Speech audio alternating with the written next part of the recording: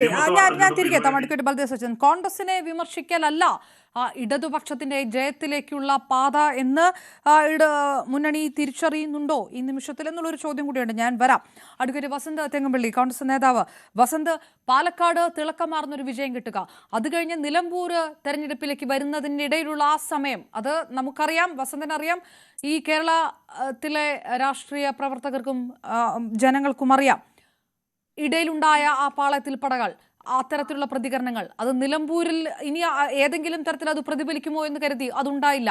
അതിനുശേഷം പിന്നീടാണ് രാഹുൽ മാങ്കൂട്ടത്തിൽ വിഷയമുണ്ടാകുന്നത്. ഈ വലിയ ഒരു വിജയം കിട്ടിയതിനു ശേഷം രമേശ് ചെന്നിത്തല വാർത്താ സമ്മേളനത്തിൽ പറയുന്ന ഒരു വാചകമുണ്ട്. ആ വാചകം പറയുന്നത് പുറത്തുള്ളവരോടല്ല, അകത്തുള്ളവരോടാണ്. അടുത്ത തെരഞ്ഞെടുപ്പ് വരെ ഐക്യത്തോടെ നിൽക്കേണ്ട ആവശ്യകതയെക്കുറിച്ച് പറയുന്നു ശ്രീ രമേശ് ചെന്നിത്തല. കോൺഗ്രസിനെ സംബന്ധിച്ചിടത്തോളം മുഖ്യമന്ത്രി കസേരയിലടക്കം അടിപിടി വേണ്ട, അത് താങ്ങില്ല എന്നൊരു സന്ദേശം കൂടി ജനങ്ങൾ ഇതിനകത്ത് നൽകുന്നുണ്ട്. UDF-ന് അത് കൃത്യമായിട്ട് മനസ്സിലാകുന്നുണ്ടോ? അതോ ഈ ഒരു അജണ്ട കൊണ്ട് തന്നെ നിയമസഭാ തെരഞ്ഞെടുപ്പ് മറികടക്കാം, അങ്ങനെ ഒരു പ്രതീക്ഷയും ആത്മവിശ്വാസവും ഒക്കെയാണോ കോൺഗ്രസിനും UDF-നും ഉള്ളത്? നോക്കൂ, ഈ തെരഞ്ഞെടുപ്പിൽ ഗ്രൗണ്ട് അത് സെറ്റ് ചെയ്ത ആരാണ്? ക്ലൈമറ്റ് സെറ്റ് ചെയ്ത ആരാണ്? CPM-ന് അനുകൂലമായ, LDF-ന് അനുകൂലമായ ഒരു ഗ്രൗണ്ടും ക്ലൈമറ്റുമായിരുന്നു ഈ തെരഞ്ഞെടുപ്പിൽ ഉണ്ടായിരുന്നത്. കാരണം ഒരു ദശാബ്ദക്കാലത്തിന് ശേഷം പഞ്ചായത്ത്, ബ്ലോക്ക്, ജില്ലാ പഞ്ചായത്ത്, കോർപ്പറേഷൻ വാർഡുകൾ വിഭജനം നടത്തി. അത് ആര് വിഭജനം നടത്തി? CPM നിയന്ത്രിക്കുന്ന സർക്കാർ വിഭജനം നടത്തി. അവർക്ക് അനുകൂലമാകുന്ന രീതിയിൽ വർഗീയ വോട്ടുകളെ എങ്ങനെ ധ്രുവീകരിക്കാമോ ആ ഒക്കെ രീതിയിൽ ധ്രുവീകരിച്ച് അവർക്ക് അനുകൂലമായ രീതിയിൽ അവർ വാർഡ് വിഭജനം പൂർത്തിയാക്കി. അതിനുശേഷം 2000 രൂപ പെൻഷൻ, 2500 കൊടുക്കേണ്ടടുത്ത് ഏതാണ്ട് 6-7 മാസക്കാലമായി പിടിച്ചു വെച്ചിരുന്ന 2000 രൂപ പെൻഷൻ അവർ റിലീസ് ചെയ്തു. സർക്കാർ വലിയ സാമ്പത്തിക ഞെരുക്കത്തിലാണ് എന്ന നുണ പറഞ്ഞ് ജനങ്ങളെ പറഞ്ഞു പറ്റിച്ച് അത്രയും ദിവസം പിടിച്ചു വെച്ചിരുന്ന പെൻഷൻ ഇലക്ഷനുമായി അനുബന്ധിച്ച് ഏതാണ്ട് 1 മാസം മുമ്പ് അവർ പെൻഷൻ റിലീസ് ചെയ്തു. അതായത് ഫ്രീ ബീസുകളുടെ ഒരു അയ്യര് കളി ഈ തെരഞ്ഞെടുപ്പുമായി ബന്ധപ്പെട്ട് ഉണ്ടായി. 3, മാധ്യമരംഗത്തെ ചില മാധ്യമ സിൻഡിക്കേറ്റുകളെ ഉപയോഗിച്ചുകൊണ്ട് കോൺഗ്രസിനുള്ളിൽ വലിയ പ്രശ്നങ്ങളാണ് എന്ന കണക്കിന് PR വർക്ക് ചെയ്യിപ്പിച്ചു. എന്നിട്ട് കോൺഗ്രസിനുള്ളിലെ പ്രശ്നങ്ങളെ ചെറിയ ചെറിയ പ്രശ്നങ്ങൾ, കോൺഗ്രസ് ഒരു ജനാധിപത്യ പ്രസ്ഥാനമാണ്. നേരത്തെ ബലദേവ് സച്ചിദാനന്ദൻ പറഞ്ഞതുപോലെ 885 തൊട്ട് ഇന്ന് വരെ ഈ കോൺഗ്രസിൽ ഏതെങ്കിലും ഒരു വിഷയത്തിൽ എതിരഭിപ്രായമില്ലാത്ത ഒരു വിഷയം കടന്നുപോയിട്ടില്ല. ഈ രാജ്യത്ത് ഒരു വിഷയമുണ്ടെങ്കിൽ കോൺഗ്രസിനുള്ളിലായി ചർച്ച ചെയ്യുമ്പോൾ ഒന്നല്ല, ഒരു മിനിമം 2 അല്ലെങ്കിൽ 3, 4 പക്ഷങ്ങൾ ഉണ്ടാവും. അത് ജനാധിപത്യത്തിന്റെ മനോഹാരിതയാണ്. അതൊരു പക്ഷെ കേഡർ പാർട്ടിയിൽ നടക്കില്ല. അപ്പോ കോൺഗ്രസിനുള്ളിൽ ഉണ്ടാവുന്ന ചെറിയ പ്രശ്നങ്ങൾ, ആ ചെറിയ പ്രശ്നങ്ങളെ എന്തോ വലിയ പ്രശ്നങ്ങളാണ്, കോൺഗ്രസിനുള്ളിൽ അടിയാണ് എന്ന കണക്കിന് PR എക്സസൈസിലൂടെ പ്രൊജക്ട് ചെയ്യാൻ CPM-ന് സാധിച്ചു. അങ്ങനെ ഏറെക്കുറെ ഏതാണ്ട് ഫീൽഡ് മുഴുവൻ അനുകൂലമാക്കിയ, ഏറെക്കുറെ ഏതാണ്ട് ഗ്രൗണ്ട് മുഴുവൻ സെറ്റ് ചെയ്ത് വെച്ചിട്ട് മത്സരത്തിന് ഇറങ്ങിയവരാണ് CPM. അപ്പൊ ഞാൻ തിരിച്ചൊരു കാര്യം ചോദിക്കട്ടെ, പറഞ്ഞ അങ്ങനെ അല്ലായിരുന്നുവെങ്കിൽ, ഗ്രൗണ്ട് അവർക്ക് അനുകൂലമല്ലായിരുന്നുവെങ്കിൽ, അങ്ങ് നേരത്തെ സൂചിപ്പിച്ചതുപോലെ കേഡർ സിസ്റ്റത്തിൽ പ്രവർത്തിക്കുന്ന ഒരു പാർട്ടിയായിരുന്നു കോൺഗ്രസ്. അങ്ങനെയാണെങ്കിൽ ഈ പറയുന്ന ചെറിയ ചെറിയ പ്രശ്നങ്ങളുണ്ടല്ലോ, അതുപോലും വെളിയിൽ വരില്ലല്ലോ. അതുപോലും വെളിയിൽ വരാതിരുന്നിരുന്നുവെങ്കിൽ CPM നാമാവശേഷമായി പോകുമായിരുന്നു ഈ തെരഞ്ഞെടുപ്പിൽ. CPM എന്ന് പറയുന്ന പാർട്ടിയെ വിരലിൽ എണ്ണി എടുക്കാൻ പറ്റാത്ത അവസ്ഥയിലേക്ക് ഈ തെരഞ്ഞെടുപ്പ് കൊണ്ടുപോയി എത്തിക്കുമായിരുന്നു എന്നല്ലേ നിങ്ങൾ തന്നെ അഡ്മിറ്റ് ചെയ്യുന്നത്. നോക്കൂ, ഈ തെരഞ്ഞെടുപ്പിൽ ചർച്ച ചെയ്യപ്പെട്ട വിവിധ വിഷയങ്ങളുണ്ട്, അത് വോട്ടായി മാറിയിട്ടുണ്ട്. ഒന്നാമത്തെ വിഷയം ശബരിമല തന്നെയാണ്. സ്വർണം കട്ടത് ആരപ്പ, അത് സഹാക്കളാണ് അയ്യപ്പ എന്ന് അരിയാഹാരം കഴിക്കുന്ന കുട്ടികൾ മുതൽ, അരിയാഹാരം കഴിക്കുന്ന മനുഷ്യർ മുതൽ, അംഗനവാടിയിൽ പോകുന്ന കുട്ടികൾ വരെ ആ യാഥാർത്ഥ്യം തിരിച്ചറിഞ്ഞു. അവരത് പാടി നടന്നു.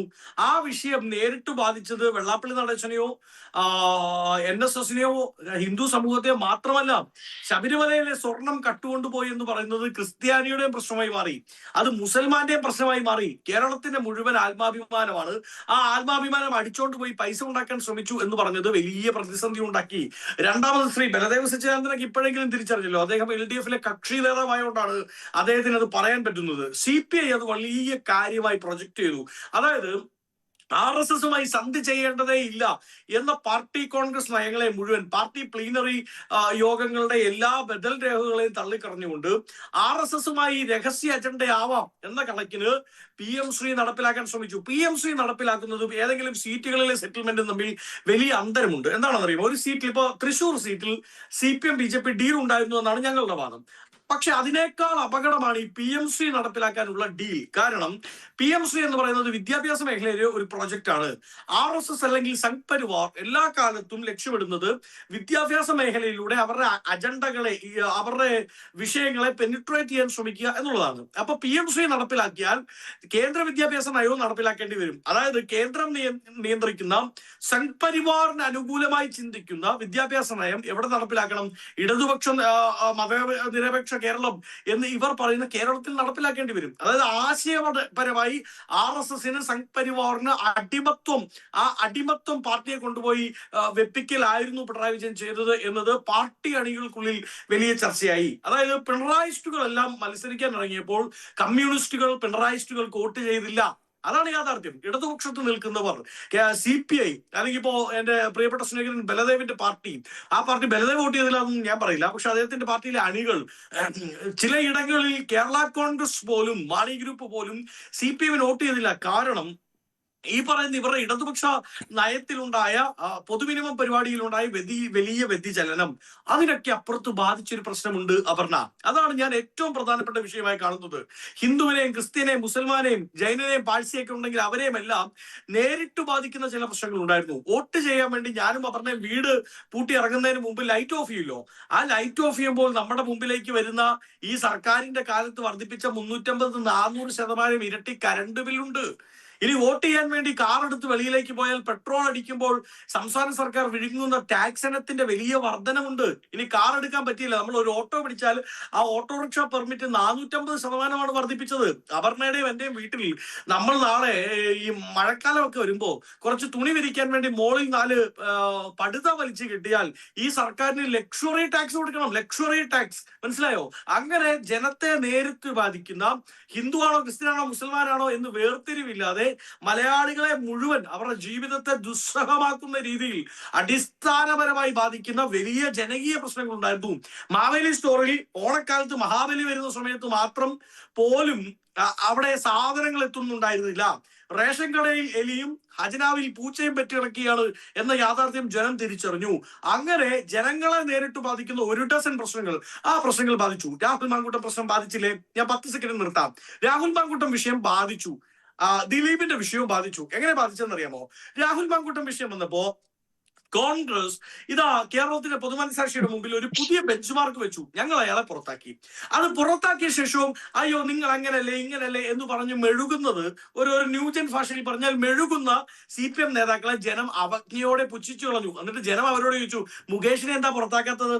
ജനം അവരോട് ചോദിച്ചു, എന്താ നിങ്ങൾക്ക് P ശശിയുടെയും PK ശശിയുടെയും കാര്യത്തിൽ പറയാനുള്ളത്, AK ശശീന്ദ്രന്റെ കാര്യത്തിൽ പറയാനുള്ളത്, നിങ്ങൾക്കെന്താ കടകംപള്ളിയുടെ കാര്യത്തിൽ പറയാനുള്ളത് എന്ന് ജനം അവരോട് ചോദിച്ചു. 2, ദിലീപിന്റെ വിധിയുമായി ബന്ധപ്പെട്ടാണ്. ദിലീപിന്റെ വിധി വന്നതിന്റെ അന്ന് ഇടത് സൈബർ ഹാൻഡിലുകളെല്ലാം അവൾക്കൊപ്പം എന്ന് ഫേസ്ബുക്കിലും മറ്റും പോസ്റ്റ് ഇട്ടു. എന്നിട്ട് ഇത് സർക്കാരിന്റെ വലിയ വിജയമാണ്, സർക്കാർ ഇങ്ങനെയൊക്കെ നിന്നല്ലോ, സർക്കാർ അപ്പീല് പോകുന്നു, എല്ലാവരും വരും, നമുക്ക് കൈയടിച്ച് സർക്കാരിനെ പ്രകീർത്തിക്കാം എന്നതായിരുന്നു ലൈൻ. പക്ഷെ ഞാനൊരു കാര്യം ചോദിക്കട്ടെ അപർണ, ഞാൻ വിധി വായിച്ചു പഠിച്ച ഒരാളാണ്, അങ്ങ് വായിച്ചു എന്നാണ് എന്റെ പ്രതീക്ഷ.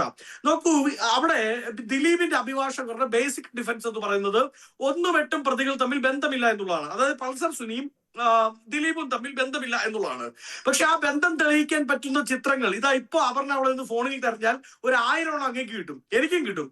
അതുപോലും നീറ്റ്ലി കൊണ്ടുപോയി പ്രസന്റ് ചെയ്യാൻ ഇടത് സർക്കാർ നേതൃത്വം കൊടുക്കുന്ന പ്രോസിക്യൂഷന് സാധിച്ചില്ല. അതായത് പ്രോസിക്യൂഷൻ പരാജയമാണ് അതിജീവിതയ്ക്ക് നീതി നേടിക്കൊടുക്കാത്തത് എന്നത് ജനത്തിന് വളരെ കൃത്യമായി മനസ്സിലായി. അങ്ങനെ പരാജയപ്പെട്ട ഒരു പ്രോസിക്യൂഷൻ അവൾക്കൊപ്പമാണ് എന്ന് പറയുന്നത് ഇരട്ട നിലപാടാണ് എന്ന് ജനം തിരിച്ചറിഞ്ഞു.